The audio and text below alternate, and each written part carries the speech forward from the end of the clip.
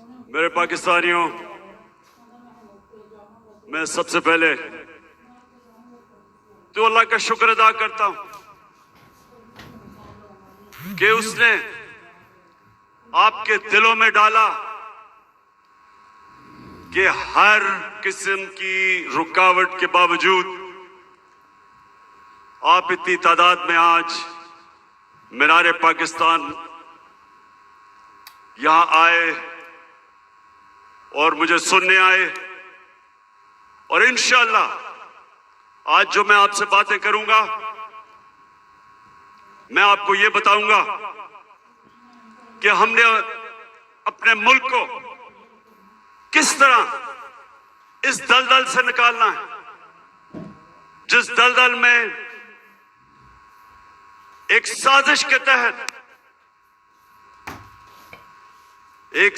के तहत हमारी हुकूमत गिराई गई और इस मुल्क के बड़े बड़े जुराइम पेशा लोगों को हमारे ऊपर मुसल्लत किया गया।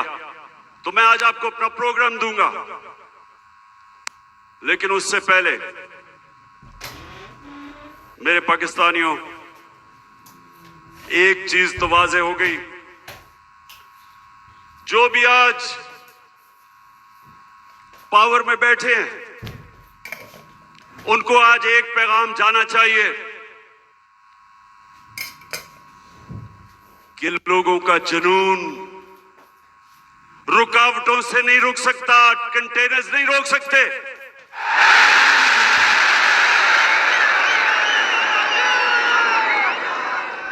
एक अंग्रेजी में एक मुहावरा है कि no force, no army can stop an idea whose time has come. कि जब अल्लाह लोगों के दिलों में एक सोच डाल देता है तो कोई दुनिया की ताकत उसको रोक नहीं सकती। आप कंटेनर्स रखें, 2000 हमारे कारकुनों को आपने छापे मार के जेलों में डाल दिया, ये जलसा फेल करने के लिए। खौफ और हिरासा फैलाया हुआ, सारे रास्ते में कंटेनर्स रख दिए। लेकिन जब अल्लाह लोगों के दिलों में एक सोच डाल देता है, कोई कंटेनर, कोई पुलिस, कोई रेंजर, कोई नहीं रोक सकता उनको। और ये कौम, मैं अल्लाह का खास शुक्र इसलिए भी अदा करता हूं कि मैं अल्लाह से दुआ करता था कि अल्लाह, मैं बाहर की दुनिया में इतना टाइम गुजारा, वो जिंदा कौमें मैंने देखी थी, मैंने लोगों को जुल्म के सामने खड़े होते देखा, नाइंसाफी के सामने।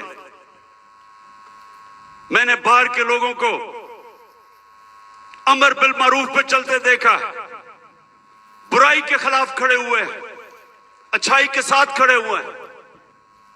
लेकिन मैं अपनी कौम में ये नहीं देखता था। मैं अपनी कौम को, अफसोस से मुझे कहना पड़ता है कि हर किस्म का जुल्म बर्दाश्त करते देखा। और जब एक कौम जुल्म के सामने नहीं खड़ी होती, मेरे पाकिस्तानियों, वो गुलाम बन जाते हैं और गुलामों की कोई हैसियत, जिस तरह कहा कि जब मेरे अल्लाह ने तुम्हें पर दिए हैं, क्यों चूंटियों की तरह रेंग रहे हो? क्योंकि गुलाम रेंगते हैं, आजाद इंसान ऊपर जाते हैं। इलामा इकबाल, शायद ही मुसलमान दुनिया में इस तरह का ज़हन आया हो। उनकी शायरी, उनका फलसफा, गौर से उसको अगर आप पढ़ेंगे तो एक बार बार पैगाम वो देते हैं। हिंदुस्तान के गुलामी के अंदर पिसे हुए मुसलमानों को जगा रहे थे। उनको मुसलमानों को याद करा रहे थे कि एक वक्त तुमने दुनिया की इमामत की थी और आज तुम्हारी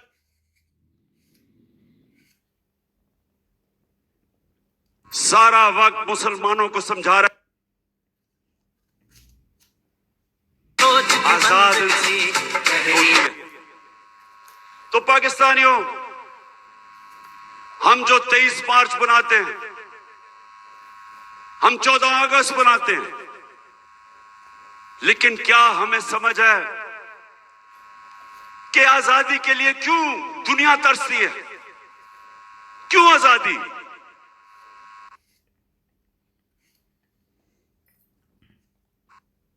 कई मुल्कों के ऊपर दूसरे मुल्कों ने कब्जा किया तो वहां इतनी गुर्बत भी नहीं हुई, वो मुल्क कई बेहतर भी चल पड़े। हांगकांग एक मैं मिसाल देता हूं। हांगकांग गुलामी के अंदर उनके माशी हालात तो अच्छे थे, लेकिन पाकिस्तानियों सुन लो, जब से अल्लाह ने दुनिया बनाई है हमेशा इंसान आजादी चाहता है। वो क्यों चाहता है? क्योंकि सिर्फ आजाद इंसानों की परवाज है। कभी आज तक सुना है कि किसी गुलाम इंसान ने, गुलाम ज़हनियत के इंसान ने, या किसी मुल्क जो गुलाम हो, कभी सुना है कि उसने कोई बड़ा काम किया हो? कभी सुना है कि दुनिया में उनकी कोई हैसियत हो? गुलाम अच्छे गुलाम रहते हैं। गुलामों की जिंदगी में जिल्लत है। अगर इंसान जिसको अल्लाह ने अशरफुल मखलूकात बनाया, सबसे अजीम मखलूक, तो अगर उसको अपने मुकाम की समझ नहीं है तो वो तो जानवर भी दुनिया में आते हैं, खाते पीते हैं, बच्चे पैदा करते हैं और मर जाते हैं। इंसान तो वो है जो अपना मुकाम समझता है। और इलामा इकबाल ने ये सोए हुए मुसलमानों को जगाने के लिए कुरान के अंदर से, आयतों के अंदर से उन्होंने शेर व शायरी की। बताया मुसलमानों को कि तुम्हारा मुकाम है कि तुम एक अजीम कौम थे, क्यों ऊपर गए और आज क्यों नीचे हो? तो पाकिस्तानियों, मैं जो आज आपसे खास पहले तो अपना प्रोग्राम देने से पहले बात क्या करना चाहता हूं। देखें, हमारा जो कलमा है ला इलाहा इल्लल्लाह, वो याद रखें। आप अल्लाह के सामने दावा कर रहे हैं कि मौला तेरे सिवा हम किसी के सामने नहीं झुकते। ये बड़ा दावा है। आप अपनी आजादी का दावा कर रहे हैं। आप अल्लाह के सामने एक बहुत बड़ा वादा कर रहे हैं, गवाही दे रहे हैं कि मौला मैं मर जाऊंगा लेकिन किसी की गुलामी सिवाय तेरे नहीं करूंगा। यह है ला इलाहा इल्लल्लाह का मतलब। और जब मेरी नजर में मैं कोई इस्लाम का आलिम नहीं हूं, लेकिन मेरी नजर में जब एक इंसान किसी और इंसान के सामने झुकता है, जब किसी बुत की पूजा करता है, और मेरी नजर में सबसे बड़ा बुत खौफ का बुत है, जब वो खौफ की गुलामी करता है, वो इंसान जो कुरान में कहते हैं, अल्लाह कहता है कि जब इंसान गिरता है जानवरों से भी नीचे चला जाता है। तो मेरे पाकिस्तानियों, यहां 23 मार्च 1940, 23 मार्च 1940 मेरे सबसे पाकिस्तान के अजीम लीडर कायदे आजम, उन्होंने एक बहुत बड़े ख्वाब पाकिस्तान की रेजोल्यूशन पास की थी। मेरे वालिद इकरामुल्लाह खान न्याजी इसी मिंटो पार्क में वो सुन रहे थे, और वो भी इस ख्वाब की कि जी पाकिस्तान बनेगा। हालांकि तब कोई नहीं समझता था कि हमारा पाकिस्तान बनेगा। कायदे आजम जब पाकिस्तान में, जब अभी पाकिस्तान नहीं बना था, जब कराची में पाकिस्तान बनने से 3 हफ्ते पहले जब वो कराची आते हैं तो अपने असिस्टेंट एडमिरल एहसन को कहते हैं, ये एडमिरल एहसन अपनी डायरीज में लिखते हैं, वो कहते कायदे आजम कहते कि मैं नहीं समझता था मेरी जिंदगी में पाकिस्तान बनेगा। बड़ा मुश्किल था ये मुल्क बनना, बड़ा ख्वाब था। तो आज हम अपने आप से पूछें कि क्या इस पाकिस्तान के लिए ये कुर्बानियां दी थी लाखों लोगों ने? हम जब बड़े हो रहे थे तो नहर के ऊपर जिधर हम रहते थे, वहां मेरी वालदा बताती थी कि जब पार्टीशन हुई तो जो कत्लेआम हुई बॉर्डर के ऊपर, कहती वो औरतें आई हुई होती थी, 10-15 औरतें इकट्ठी, आदमी कितने सारे आदमी कत्ल हो गए। सारा कोई कहानी थी कि जी मेरी बेटी जो लेके उठा के ले गए, बच्चे मार दिए। यानी ऐसी दर्दनाक कहानियां थी कि किस खून की कुर्बानी से यह मुल्क बना था। और वो सब आते थे कि जी एक ख्वाब लेके आए थे पाकिस्तान का। तो हमें आज मेरे पाकिस्तानियों पूछना चाहिए अपने से कि किधर हम गलत गए, क्या वजह है कि ये वो एक अजीम मुल्क नहीं बन सका।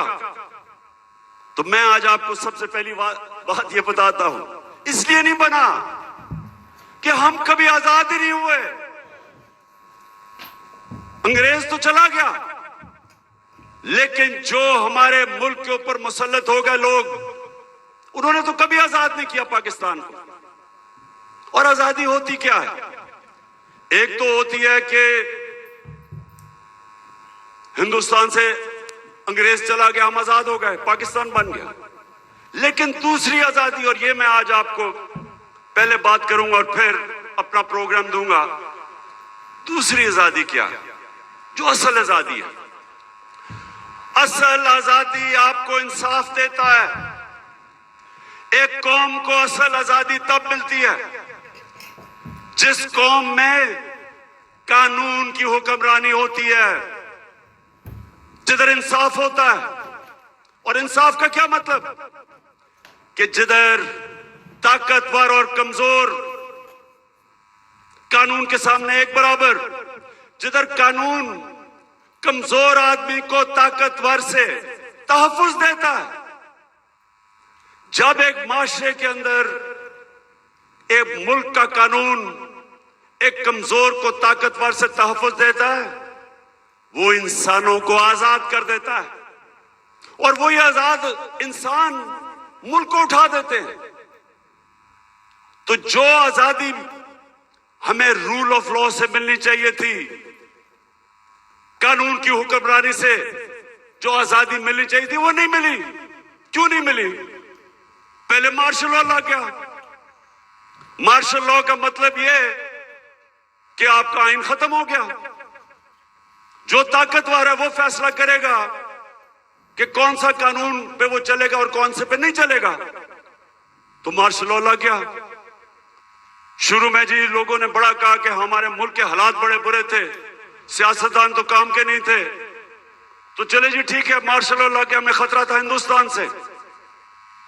उसके बाद जैसे पॉलिटिक्स वापस शुरू हुई, हमारी बदकिस्मती है कि जो हमारे डेमोक्रेट्स आए, उन्होंने भी कभी कानून की हुक्मरानी नहीं की। वो खुद अपने आप को कानून के ऊपर कर दिया।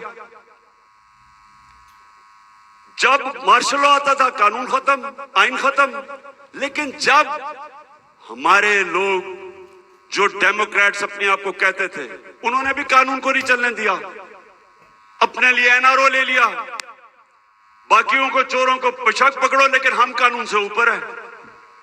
तो जब कानून की हुक्मरानी नहीं आई पाकिस्तान में, लोग तो आजाद नहीं हुए। तो यहां जंगल का कानून रहा है, जो ताकतवर है वो जो मर्जी कमजोर के खिलाफ करे, वो कमजोर बेचारा बेबस है, क्योंकि मुल्क का कानून उसकी हिफाजत ही नहीं करता और इसलिए लोग गुलाम रहते हैं। आज आप अपने पाकिस्तानी जो यहां से गए हैं बरतानिया, जो यूरोप गए हैं, जो पाकिस्तानी मुल्क से बाहर गए हैं, उन मुल्कों में जिधर हकीकी जमहूरियत है और हकीकी आजादी है, पूछे उनसे कि क्या उनके मुल्क में कब्जा ग्रुप होता है? कब्जा ग्रुप वो होता है जो ताकतवर कमजोर की जमीन पे कब्जा करता है और कानून बेबस होता है। जिस मुल्क के अंदर ताकतवर कमजोर के ऊपर जुल्म कर सके, उनको बनाना रिपब्लिक्स कहते हैं। और जो मुल्क खुशहाल है, जिधर हम कोशिश करते हैं यहां से लोग वीजा लेके जाने के लिए, वहां क्या फर्क है?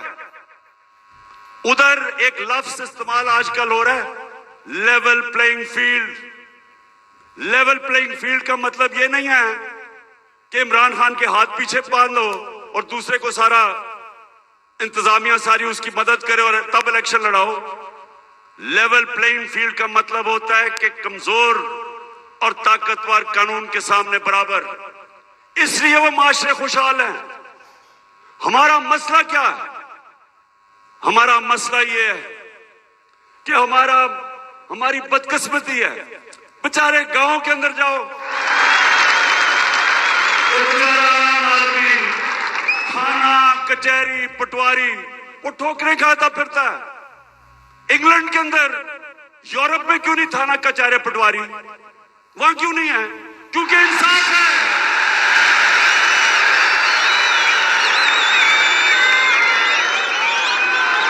उधर का निजाम आजाद मुल्क है, वो लोगों को आजाद किया हुआ है, इसलिए वो खुशहाल है।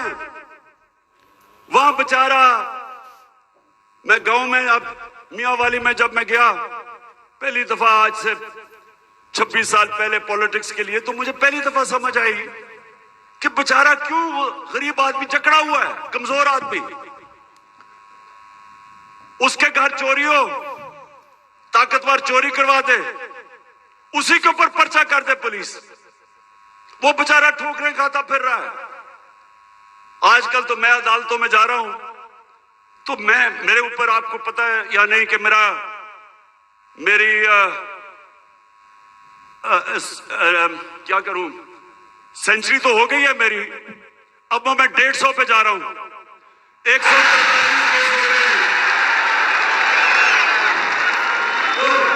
तो बेचारे, अब मैं देखता हूं कि शुक्र अल्लाह ने मुझे कम से कम वकील दिए, मेरी पार्टी के वकील है जो साथ जाते हैं। वो बेचारा गरीब आदमी क्या करे? उसके ऊपर आप केस डाल दें, वो दहशतगर्दी का केस, 40 दहशतगर्दी के केस है मेरे ऊपर, 40। तो सोचे वो बेचारा गरीब आदमी, उसका मुखालिफ हो, उसकी जमीन पे कब्जा करना हो, कुछ भी हो, उसके ऊपर केस डाल दे, वो सारी जिंदगी बेचारा तबाह हो जाता है। ये है गुलामी। सिंध में जाएं, जो सिंध के अंदर जुल्म है आप अंदाजा ही नहीं कर सकते। जो वहां के इस वक्त मुसल्लत हैं, जिसको जरदारी सिस्टम कहते हैं, कोई लोग उनके सामने बेबस हैं, मजाल नहीं है कुछ कर सके। पुलिस थाने जाएंगे, वहां डरते हैं, गुंडे पाले हुए हैं जो उनको पैसे ले लें, कुछ कर दें, डराएं धमकाएं, कोई आदमी आवाज अपनी नहीं उठा सकता जुल्म के खिलाफ। गुलाम है, कैसे कौम उठ सकती है? तो जो आज मैंने आपसे ये जो बात कर रहा हूं आजादी की, क्योंकि असल में हमारी जंग है हकीकी आजादी की। और हकीकी आजादी तब आएगी जब मुल्क में रूल ऑफ लॉ और इंसाफ होगा, जब इंसाफ होगा, लोगों के हुकूक होंगे। जब लोगों के हुकूक होंगे, जब एक मुल्क का हकूक की हिफाजत करेगा, आपको कोई लंदन या इंग्लैंड जाना नौकरियों के लिए पड़ेगा, कोई यूरोप नहीं जाना पड़ेगा नौकरियों के लिए। अल्लाह ने इस मुल्क को हर चीज दी है। हमें कोई जरूरत नहीं है कि वीजों के पीछे लाइनों में खड़े हो फिर पैसे दे। बेचारे वो पाकिस्तानी, मैं तो खैर सब पे भी दिल रोता है, लेकिन जो पाकिस्तानी, कितने लोग हमारे डूबे हैं कि रात में वो छोटी सी किश्तियों के अंदर किसी तरह यूरोप में घुसते घुसते, हमारी बेचारी हॉकी प्लेयर वो जा रही थी कि किसी तरह वो यूरोप चली जाए, वो बेचारी डूब गई और लोगों के साथ। क्यों है? इसलिए नहीं कि पाकिस्तान में वसाइल की कमी है। मैं 3.5 साल जब प्राइम मिनिस्टर रहा हूं, मुझे खुद हैरत होगी कि अल्लाह ने इस मुल्क को क्या क्या नेमतें बख्शी हैं। लेकिन जब कानून ही नहीं है, जब इंसाफ ही नहीं है, जब जिसकी लाठी जिसकी भैंस, जब ताकत का जो मर्जी करे, तो मुल्क कैसे उठ सकता है? कौन सी आप इकोनॉमिक पॉलिसी लेके आएंगे उस मुल्क में जिधर इंसाफ ही नहीं है, जिधर कॉन्ट्रैक्ट एनफोर्समेंट नहीं है, जिधर रूल ऑफ लॉ नहीं है? आप जो मर्जी कर लें, उस मुल्क की किस्मत तो तबाही है। इसीलिए हजरत अली ने फरमाया था कि कुफर का निजाम चल जाएगा, लेकिन जुल्म का निजाम नहीं चल सकता।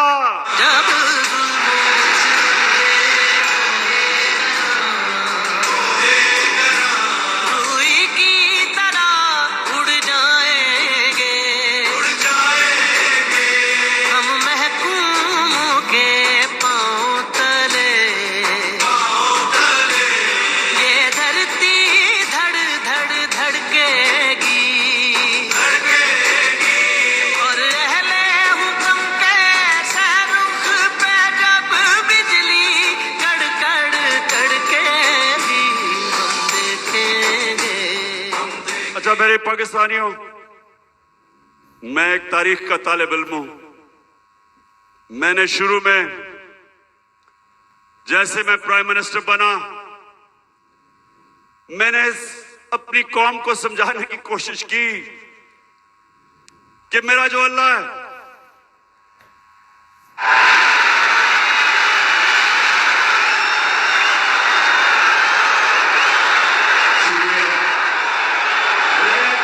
समझाया कि मेरा जो मौला है, उसका कुरान में कहता है कि एक इंसान उसका हबीब है, वो मेरे नबी सल्लल्लाहु अलैहि वसल्लम है।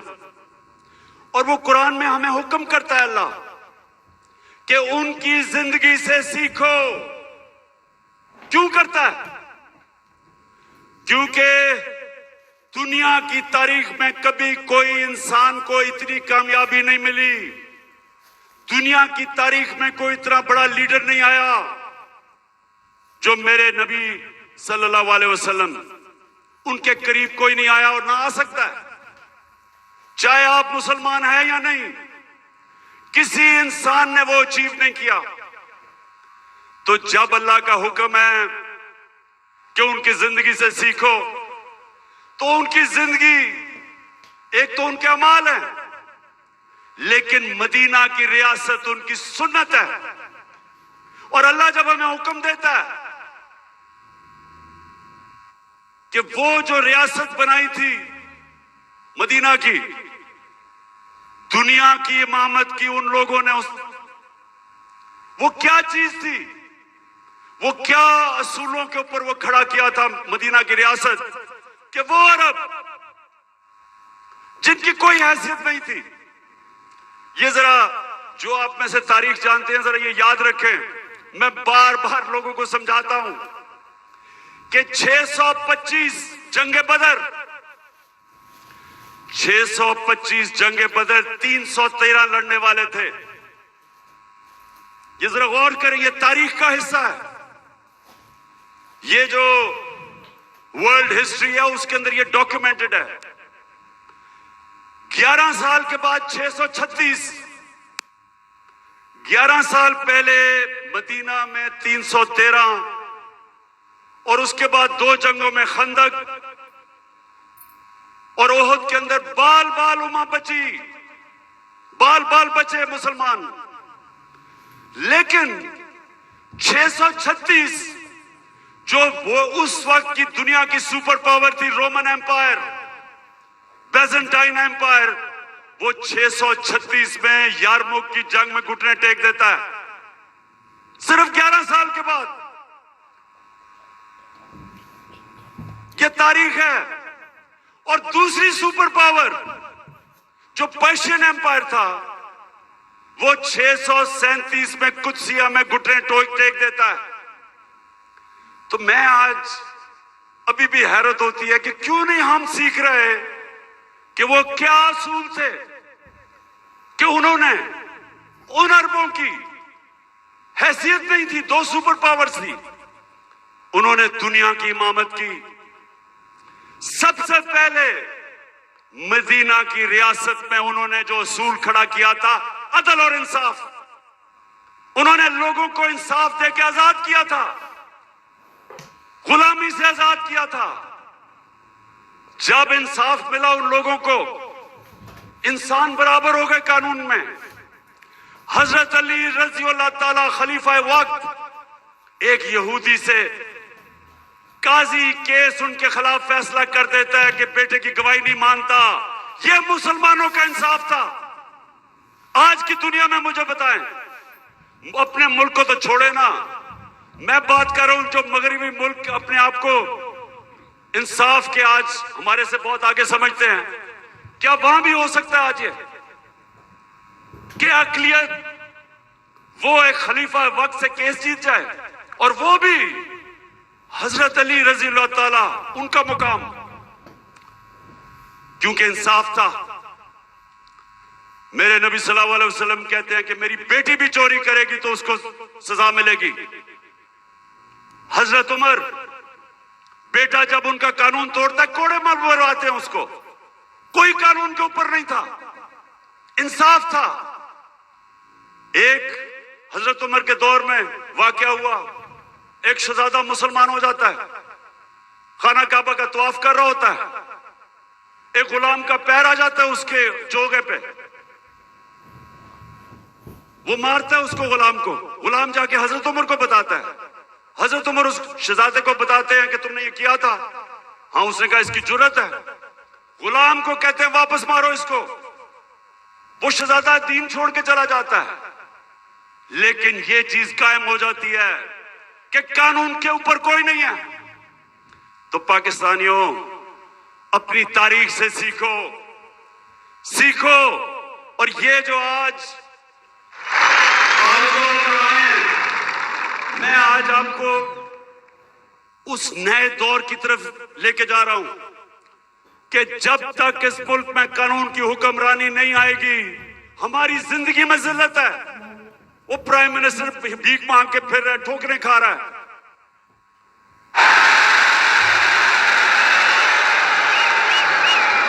अब तो खैर जनरल बाजवा का बयान आ गया है कि 40 मिनट मैं इसको बुरा भला कहता था, चुप करके शहबाज शरीफ मेरी बात सुनता था। अब ये होता है कि जब डिग्गी में घुस के आप प्राइम मिनिस्टर बनने की कोशिश करें। बहरहाल मैं आगे आपको बताता हूं। देखिए, आप सुने मेरी बात। देखिए, आप हिंदुस्तान की तारीख देखें। जब दिल्ली की सल्तनत थी 350 साल, जो हुक्मरान जिसके दौर में इंसाफ था वहां खुशहाली थी, जो जालिम था वहां कैद भी पड़े। तारीख उठा के देख ले। जब शेर शाह सूरी जो हिंदुस्तान का बहुत ही अजीम लीडर था, वो कैसे ऊपर आया था? उसके बाप की एक जागीर थी, उसको कहा वो जागीर संभालो। बिहार के अंदर उसने जागीर को एक मिसाल बना दिया। कैसे? कानून की हुक्मरानी कायम करके, सारे बड़े बड़े डाकुओं को उसने मार दार के भगा दिया, अमन कायम कर दिया। सारे इर्द गिर्द से जो ताजर थे वो सारे उधर पहुंच गए। वो खुशहाल हो गया, सबसे ज्यादा खुशहाल उसकी जागीर हो गई। उधर से वो उठा। तो जब विंस्टन चर्चिल, जब दूसरी जंग अजीम में तबाह हो रहा था ब्रिटानिया, तो उससे जब लोगों ने आके पूछा कि जी हम बच जाएंगे, हिटलर की फौजें पहुंच गई हैं, यूरोप फतह कर लिया, या बमबारी हो रही है, क्या हम बच जाएंगे? तो चर्चिल ने कहा कि क्या हमारी अदालतें इंसाफ दे रही हैं? जब उन्होंने कहा हां, तो कहता कोई ताकत नहीं हमें हरा सकती। तो मेरे पाकिस्तानियों, ये याद रखें कि जो जुल्म का निजाम है, ये आप फैसला करना है कि आपने उसका मुकाबला करना है। तो मैं अब आपको बताना चाहता हूं कि ये जो जुल्म का निजाम मौजूदा पाकिस्तान में वो है क्या। जरा अब मैं थोड़ी एक दो वीडियोस आपको दिखाऊंगा ताकि आपको पता चले कि यहां किस किस्म का जंगल का कानून है आज, या जंगल का कानून है, या कोई किसी को परवाह नहीं है कि कानून मुल्क का है या क्या है। जो दिल करा जिसको पकड़ा उठा लिया। 2000 हमारे कारकुनों को उठा लिया इन्होंने, रातों को गए, घरों से उठा लिया। वो बेचारी डॉक्टर रुबीना अपनी क्लिनिक में बैठी थी, उसको उठा के ले गए। वो मैं भी आपको बाद में आता हूं, पहले मैं जरा आपको बताना चाहता हूं कि ये हुआ क्या हमारे साथ। पहली दफा 25 मई में हमने एक मार्च की इस्लामाबाद। 3 मार्चेस पीडीएम के लोगों ने मेरी दौर में की थी। एक एफआईआर नहीं कटी, कोई रुकावट नहीं थी। बल्कि तो मैंने कहा था आप मार्च करें, मैं आपके लिए खाने खूने का बंदोबस्त करूंगा।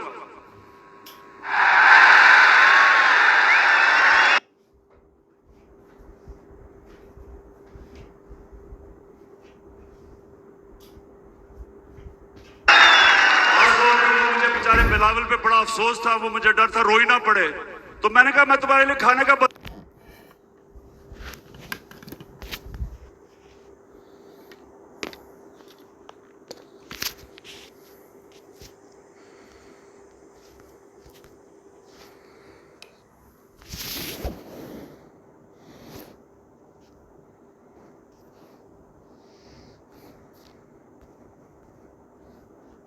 बंदोबस्त कर दूंगा।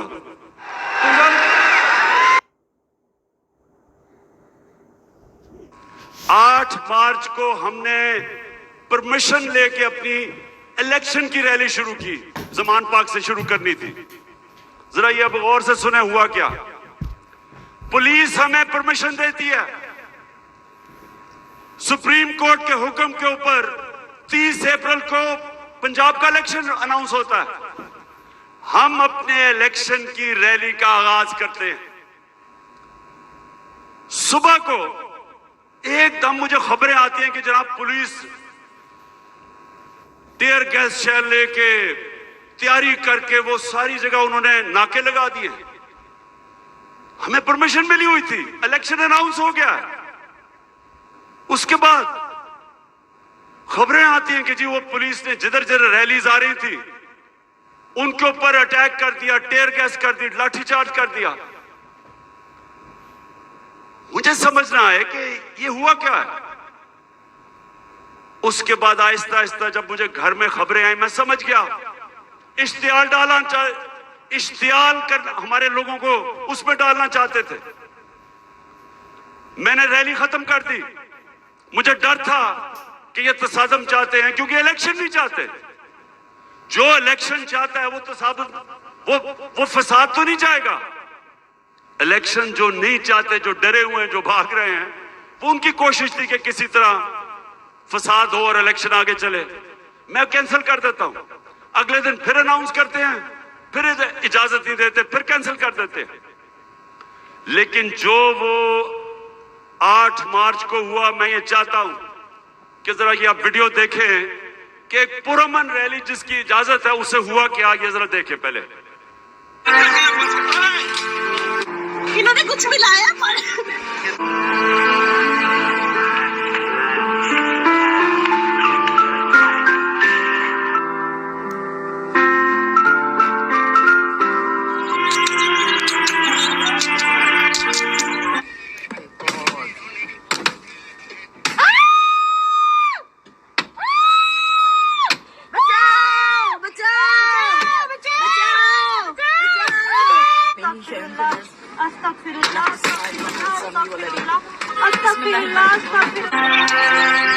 गाड़ी तोड़ी है, मेरे कपड़े फाड़े हैं।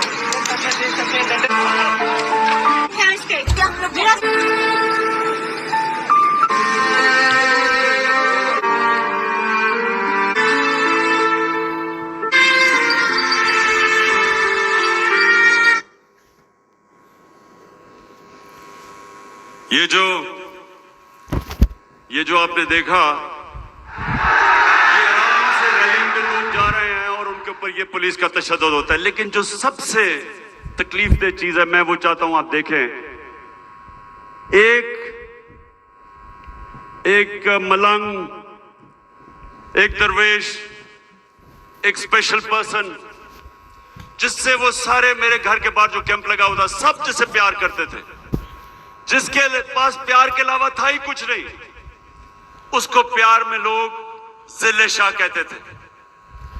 अब जरा एक वीडियो देखें जिले शाह की, ताकि आपको समझ आए कि वो किस तरह का इंसान था। और मैं एक ही बात कहता हूँ कि खान मेरा एक दिल है, खान मेरी जान है। ये देख लो, ये है खान, 1992 का फैन, ये खड़ा है।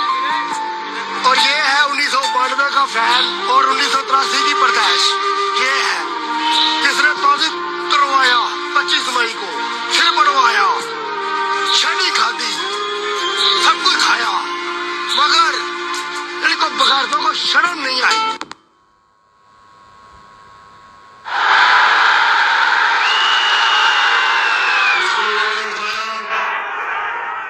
और लोगों को भी पकड़ा, इसको उठाया।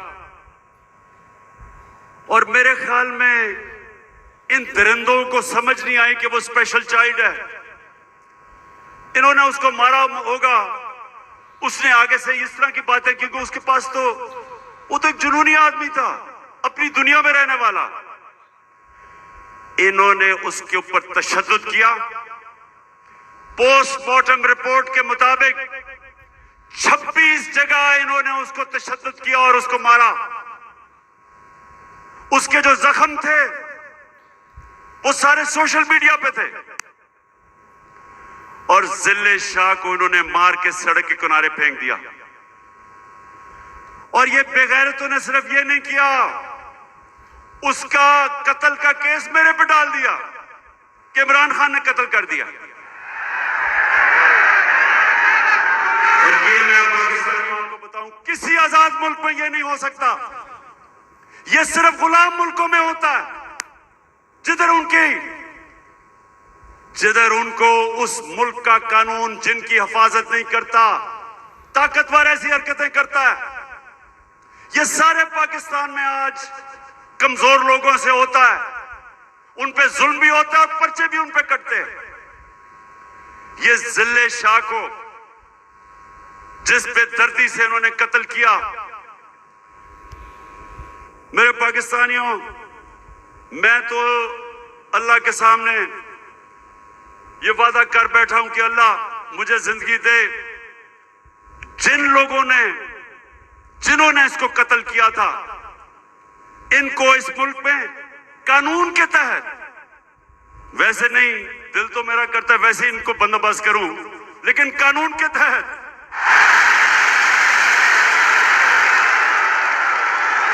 इससे ज्यादा लोग नहीं हो सकते। ये इंसान नहीं है, ये दरिंदे भी नहीं है। ये कैसा, ये इनके जो ज़हन है, ये बीमार लोग हैं। और इन्होंने उसके बाद मेरे पे कत्ल का केस किया। उसके बाद 3 दिन के बाद इनको अकल आई, फिर कहते एक्सीडेंट में मर गया। उसके बाद क्या हुआ, आप जरा आगे सुने। उस दिन यह हुआ 14 मार्च 14 मार्च मेरे घर एक वारंट लेके आ गया। मैंने उनको समझाया कि जो वारंट थी वो गैर कानूनी थी। मेरे पास बेल थी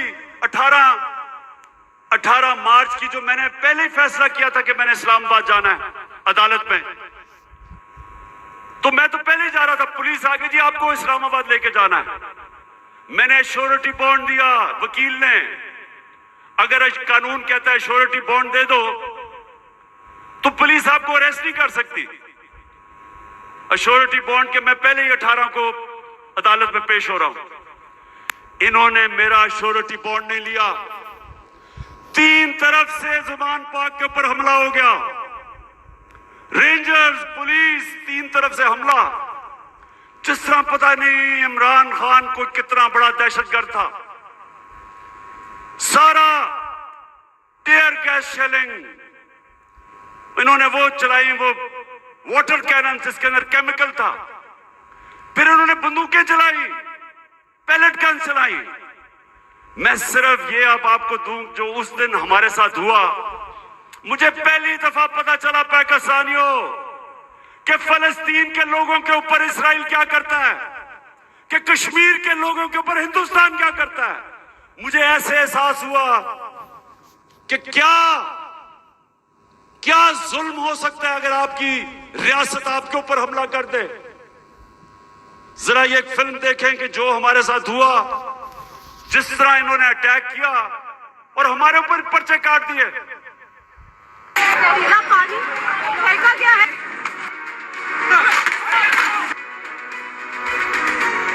गाड़ी में गया भाई। ये शैल है जो फायरिंग कर दी उन्होंने सीधी। 2 घंटे से लड़ रहे हैं उनके साथ।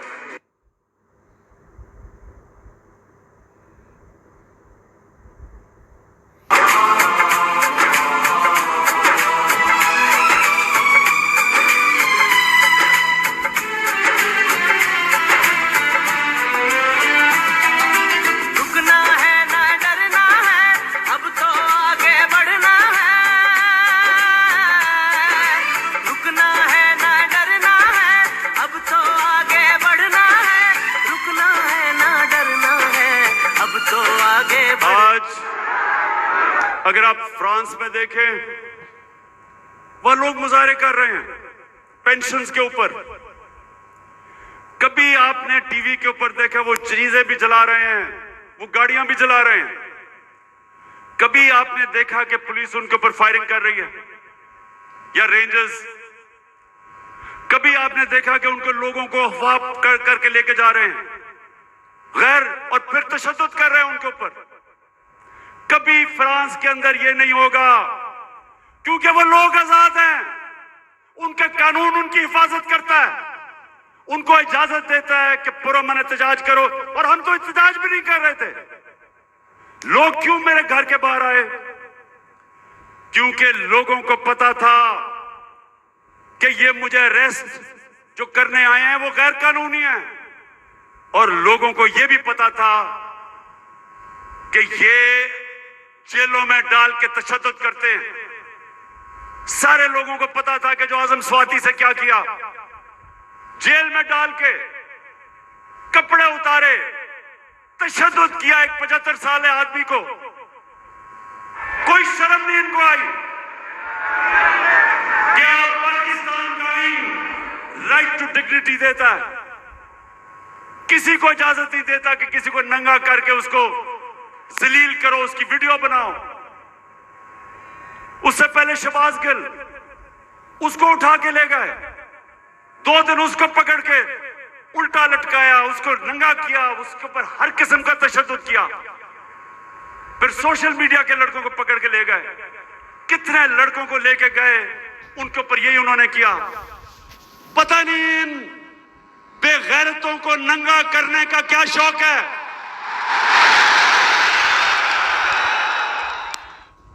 जो ये कर रहे हैं इनको साइकाट्रिस्ट के पास लेके जाएं। ये नॉर्मल लोग नहीं हैं, ये ज़हनी मरीज हैं। बच्चों को जाकर नंगा करके उनकी तस्वीरें उनको डरा धमका देते। और लोगों को सब जो मेरे घर के बाहर क्यों लोग आए? लोग इसलिए आए कि लोगों को पता ये बदनीयत लोग हैं, ये जो फैसले कर रहे हैं कि उसको पकड़ के लेके जाओ, जब पता था कि मेरी बेल है और गैर कानूनी चीज पे कोई केस मेरे ऊपर नहीं है, हर दूसरे दिन कोई नया केस आ जाता है। क्या कौम 50 साल से मुझे जानती है? क्या कौम मानेगी कि इमरान खान दहशतगर्द है? जाली दहशतगर्दी के केस है, कत्ल का केस है, दीन मजहब का केस है, तौहीन मजहब का, गद्दारी का केस है। जो लोग इस मुल्क से पैसा लूट के बाहर गए वो तो फैसले कर रहे हैं आज। जिन लोगों ने फौज के खिलाफ वो मेमो गेट के अंदर जरदारी ने जो अमेरिकनों को कहा कि हमारी फौज से बचा लो, वो आज फैसले कर रहा है मुल्क के। उधर नवाज शरीफ जिसने डॉन लीग्स के अंदर जो उसने अपनी फौज की शिकायतें कर रहे हैं हिंदुस्तान को, वो आज फैसले कर रहा है। और इमरान खान जिसका जीना मरना पाकिस्तान में है, जिसकी ना कोई बार प्रॉपर्टी ना दौलत, सब कुछ बेच के आज अपने मुल्क में ले आया है, उसको गद्दार बना दिया।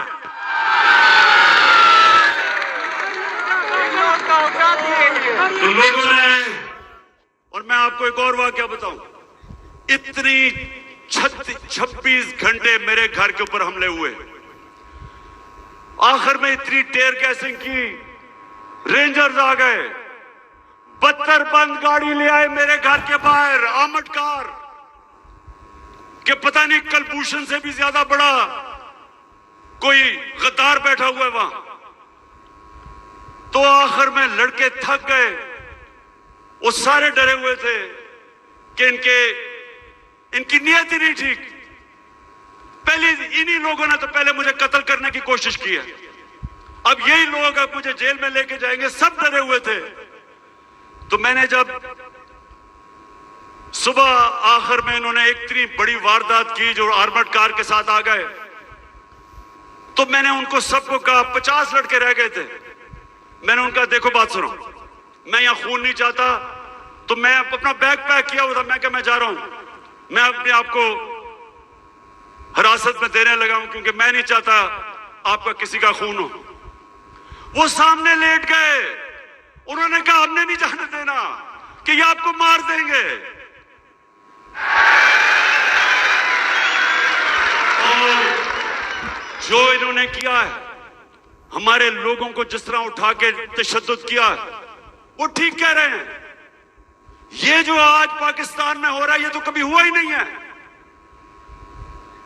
2000 लोग हमारे उठाए इन्होंने, और कैसे लोग उठाए, अजहर मशवानी, सोशल मीडिया का बेचारा नौजवान, उसको पता ही नहीं कि किधर उठा के ले गए। उसके माँ बाप की मुझे मैसेजेस आ रही हैं कि जी वो मेरा बेटा किधर गया, उसकी बहनें कर रही हैं, भाई आए हैं। उसको हसन न्याजी मेरा भांजा इंग्लैंड से बैरिस्टर बन के आया कि जी मैं पाकिस्तान की खिदमत करूंगा, वो बेल लेके आया, उसको उठा के ले गए। और क्योंकि वो मेरा भांजा था, उसके ऊपर उन्होंने तशद्दुद किया।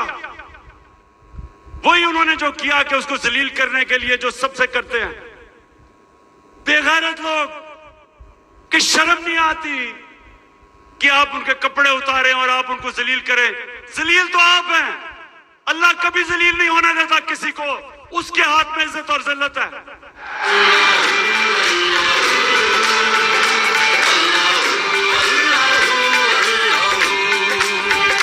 ये ज़मीं जब न थी, ये जहां जब न था, ये ज़मीं जब न थी, ये जहां जब न था, ये ज़मीं जब न थी, ये जहां जब न था, ये ज़मीं जब न थी, ये जहां जब न था, चांद सूरज न। इसके अलावा सहाफियों जो इमरान खान की कवरेज देता है, पहले इन्होंने वो अशरफ शरीफ, मैं तो उसको सलाम करता हूं कि पाकिस्तान की तारीख में इस पाए का जर्नलिस्ट, इन्वेस्टिगेटिव जर्नलिस्ट आया ही नहीं कभी।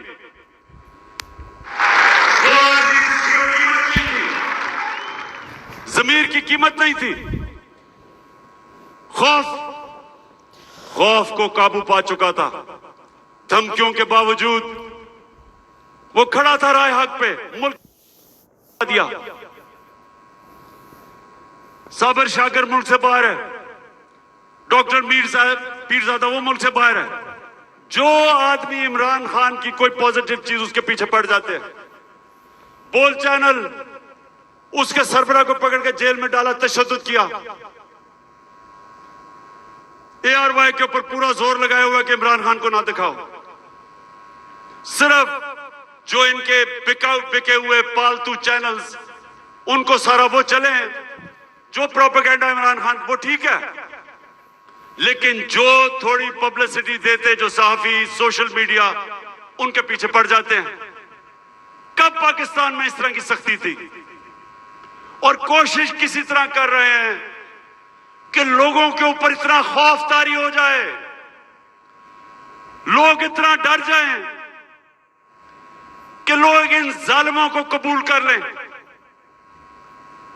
तो मेरा आज अपनी सारी कौम को पैगाम है ये कि देखें, ये जो खौफ है,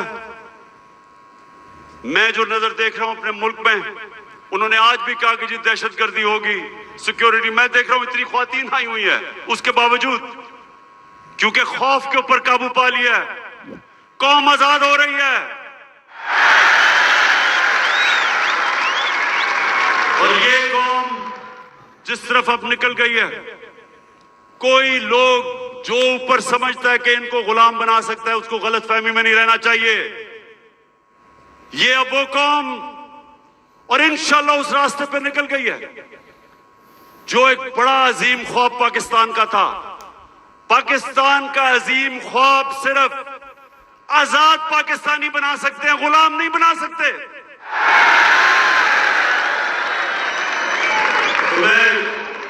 पहले तो मैं और भी बता दूं कि मुझे इतना अफसोस है जिस तरह के लोगों को पकड़ा। आमिर मुगल हमारा, उसके बच्चों को ले गए, वो हमारा कारकुन इस्लामाबाद में बच्चे पकड़ के ले गए उसके, ये कब हुआ? और सिर्फ सारों को डरा धमका रहे हैं। इनका ख्याल था कि आज कोई आएगा ही नहीं मीनारे पाकिस्तान में, कि डर इतना हो गया, लोगों को डर हो गया है। अच्छा जी, मैं अब दूसरी चीज पे आता हूं।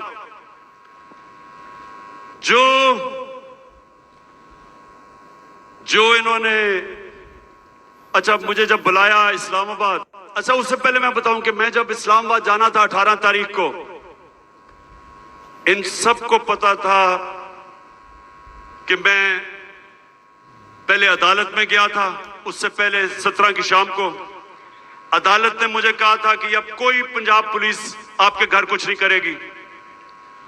उन्होंने कहा कि सर्च वारंट अगर उन्होंने लेना है तो एक एसपी का नाम लिया और एक हमारा उस वक्त शिबली फराज थे, उन दोनों के होते हुए वो मेरे घर में आके देखेंगे। उन्होंने कहा जी कोई पता नहीं, कोई असला है वहां।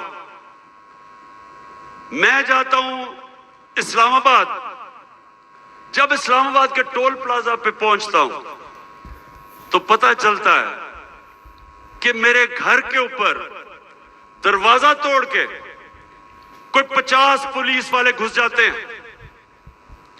अकेली बेचारी बुशरा बेगम घर पे, अकेली, 3-4 मुलाजिम के साथ, और वो घर पे घुसते हैं, सारे घर के ऊपर छतों पे घर को जो चीज आती है लूट लेते हैं। और वो जो बेचारे 5-6 मुलाजिम थे उनको जिस बेदर्दी से मारते, मैं सिर्फ चाहता हूं कि एक दफा देखें कि ये इन्होंने एक आदमी छोड़ें कि इमरान एक्स प्राइम मिनिस्टर या लोग जानते हैं, किसी भी बाइज्जत किसी भी घर में अगर पता हो कि खामद घर नहीं है, बीवी एक दीनदार खातून पर्दादार, सोचें कि उसके घर में कभी ये आज तक पाकिस्तान में हुआ है?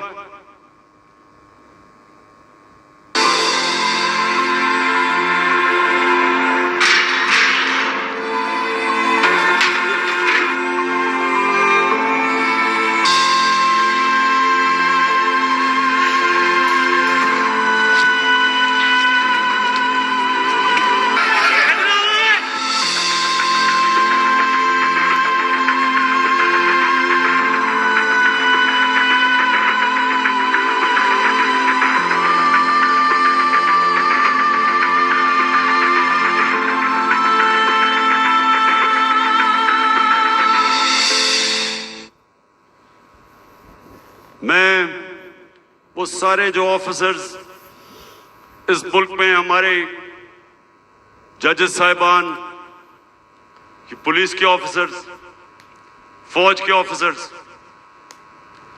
पाकिस्तानी अपने, मैं सबसे एक सवाल पूछता हूं कि आपके घर में अगर ये होता तो आप क्या तकलीफ होती? आपको होती या नहीं होती? अगर आप में गैरत हो और आपकी बीवी बेचारी अकेली घर हो और उस पे इस तरह के, और ये इंसान नहीं है, वो बेचारे 5-6 नौकरों को उठा उठा के मारा, जिस तरह किसी का बाजू तोड़ दिया, एक को बेचारे खसामे को पकड़ के जेल में ले गए हैं। ये किस मुल्क में होता है? ये किसी आजाद मुल्क में नहीं हो सकता। जिन मुल्कों के अंदर कानून होता है, इंसाफ होता है, किसी पुलिस की जरूरत नहीं है ये करने की। तो अगर ये मेरे घर पे कर सकते हैं, किसी के घर पे भी ये इस तरह अटैक कर सकते हैं। इसका मतलब कि यहां तो जंगल का कानून है। अगर आपके पास ज्यादा ताकत है, आप कुछ भी कर दें। मैं पहुंचता हूं इस्लामाबाद, आप ये भी सुने, मुझे नहीं पता था कि इन्होंने प्लान बनाया हुआ है। मैं समझा मुझे पकड़ने, अरेस्ट कर लेंगे। मुझे नहीं पता था कि वहां मारने का प्रोग्राम बनाया हुआ है। मैं वहां से जब जुडिशियल कॉम्प्लेक्स पे गया, सारे रास्ते टीयर गैस हैं कि किसी तरह इमरान खान अकेला हो जाए, लोग इसके साथ ना हो। लोग आके घरों से लोग निकल के साथ चलना शुरू हो गए, उनके ऊपर टीयर गैस हैं। अब मैं आखिर में पहुंचता हूं अपनी हाजिरी लगाने के लिए अदालत में। 5 घंटे लगते हैं मुझे टोल प्लाजा से, इस्लामाबाद से जुडिशियल कॉम्प्लेक्स, जो 20 मिनट का रास्ता था। सारा रास्ता पुलिस और रेंजर्स के, जिस तरह कालभूषण से भी बड़ा, जिस तरह मैंने कहा कोई दहशतगर्द आ रहा है। 40 मिनट में बाहर खड़ा रहता हूं, और जब बाहर पहुंच रहा होता हूं तो ऊपर से पुलिस पत्थर फेंक रही होती है, लोगों को इश्तियाल दे रही होती है कि किसी तरह वहां तसादम हो, और तसादम के अंदर इमरान खान को कहें जी वो मुर्तजा भुट्टो टाइप कत्ल हो गया। जरा ये सोचें कि ये कभी किसी पाकिस्तान के पॉलिटिकल पार्टी के हेड से हुआ। ये अब पहले तो आप जुडिशियल कॉम्प्लेक्स से देखेंगे पुलिस पत्थर मार रही है। ये जो बोल रहे हैं जी कि पुलिस वाले पथराव नहीं कर रहे थे, पुलिस वालों ने पथराव जितना किया है इतनी इन्होंने, ये देखो ये गवर्नमेंट, ये पुलिस, ये किस तरह पत्थर मारी है, जो कि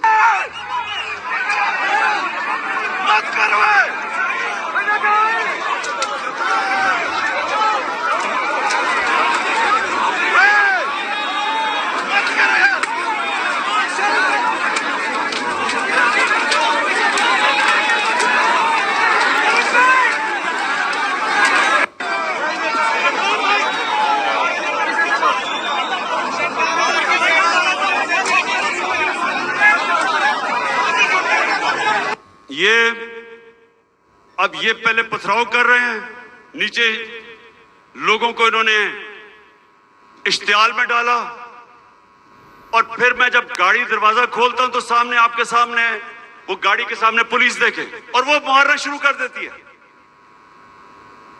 और फिर हमारा एक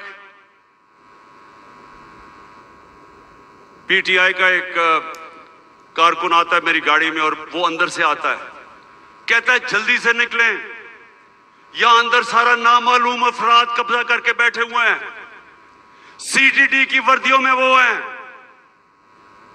और उनका कोई और, उनके अज़ाइम कुछ और हैं, और अल्लाह बचाने वाला है कि हम बिल्कुल ठीक टाइम पे वहां से निकलते हैं। जब निकलते हैं तो आईजी इस्लामाबाद पुलिस वालों को गालियां निकालते, तुमने निकलने क्यों दिया। ये हो रहा है आज मेरे साथ। वापस आता हूं, पता चलता है जी एक और ऑपरेशन की तैयारी हो गई है।